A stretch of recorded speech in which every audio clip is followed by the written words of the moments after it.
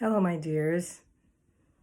This is Resilient Lives coming to you after a very full weekend. I certainly hope you're doing well and that you had time to relax over your weekend. We're still in all of these things that are going on in our life. It just seems like they just don't stop. It's like life never stops. Life is composed of so many things.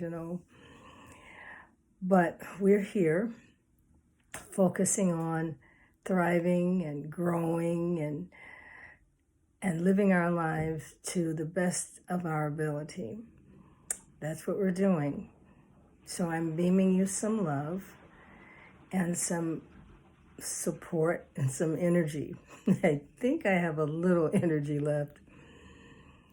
And so I wondered if anyone had a chance to focus on this past weekend, because it was the weekend that we remembered 9/11.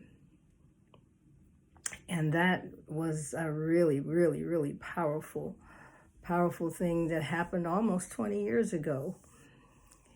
But it was a time when we were heartbroken. I mean, it was like, I don't know, about 102 minutes or so that changed our world, changed America, because the planes were shot down and our lives were lost, and it was a crisis. It was definitely an unanticipated change.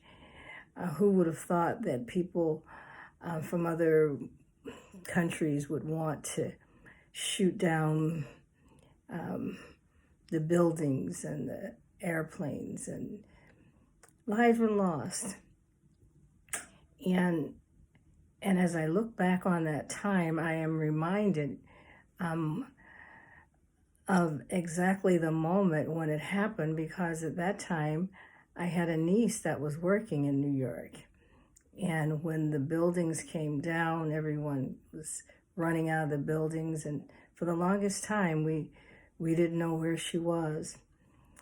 Well, long story short, she's fine, and she was able to go home with some of her colleagues. But that was huge. That was stressful, and the world changed. It changed even in the way that we now go to the airport. Before that, we would go, and whoever took us to the airport could actually come to the gate and wait with us. But now we have all these procedures where no one can come, and we have to go through all these procedures just to ensure that we'll be safe. And here we are again, dealing with pandemic, trying to be safe. And we're just observing the protocols.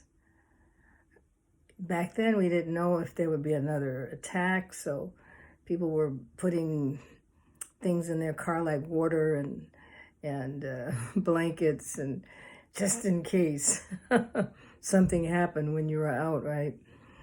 Well, today we're still dealing with things that we don't see. This pandemic and the racism and all these things are stressful, really, really stressful. And we've been working on dealing with our stress. I think this is just going to be a forever skill, which is learning to manage the change, especially the unanticipated change in our lives. We know how we can put some planned change in our lives, like if we're going to move or or get a new job or whatever it is. You can plan and But in the situations that we're in now with this pandemic and people being killed, and we're still heartbroken, but we've developed a toolbox. We've been talking about this toolbox, you know. We've been talking about when life triggers stuff, triggers emotions, and by me saying life, that could be anything from job loss to sickness, to death. When stress, when life triggers stress, we go to our toolbox and we say, well, what do I do? I'm feeling stressed, and we pull out of that toolbox. Hopefully, it's not at the bottom. We pull out meditation. We pull out yoga. I was a little stressed today, and so I went for a walk. I said I need some movement. I'm sure you remember that eat, move, and sleep. Well, I didn't sleep well last night, but I thought, well, let me at least try a little bit of movement. But what I'm talking about is our toolbox, and the toolbox is necessary because life keeps knocking on our door. Life keeps setting off stressors. Life keeps wearing down our energy. And when any of these things happen, we we have a choice. You know, we're trying not to go to the dark side. Of course, we're human, and we get angry and we get sad, but we're trying not to send out the SOS, and that fight or flight hormones would really, really make us uptight. So we look to ways to soothe ourselves. And so basically we've been doing a good job. That's how we've been thriving so far. We've been supporting each other, sending a little love, because we understand that healing is together. We've had that vital friend there to support us. I had a friend who called me, and I really appreciated that call. Thank you. And so here we are. You know, the world it's the triggers. We have out in California all these fires, and who would have thought that the impact of the fires are even being felt here in Chicago with the fogginess, or with the weather being impacted. So we are all in this together. And it's just so important to remember our toolbox. You know, when life triggers stuff and we start to get sad or angry or upset, we have a choice. We see it, we feel it, and we work on changing it. See, feel, change.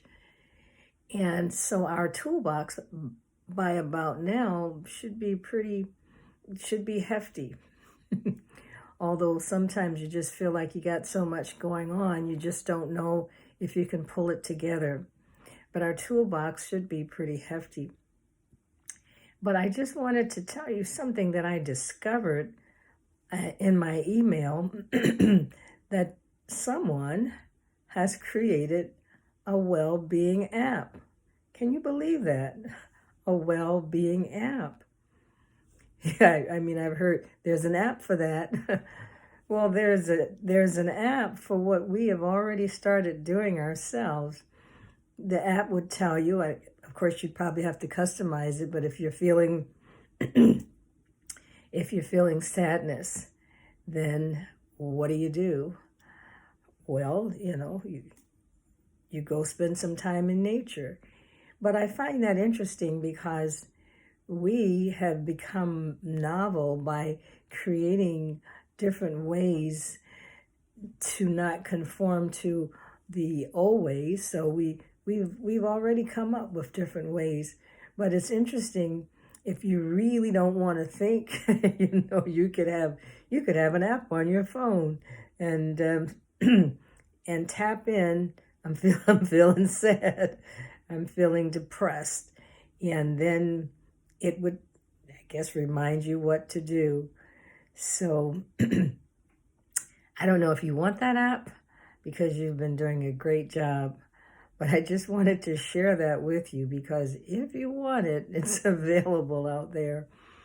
But I'm just wanting to tell you that you're loved and to remember that this is going to be a continuous journey.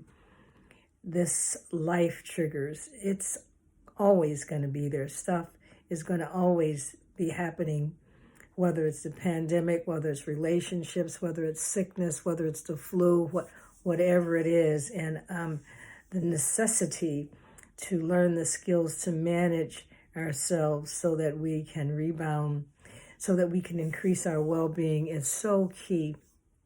So remember, we're trying to focus on well-being and thriving. We can do that.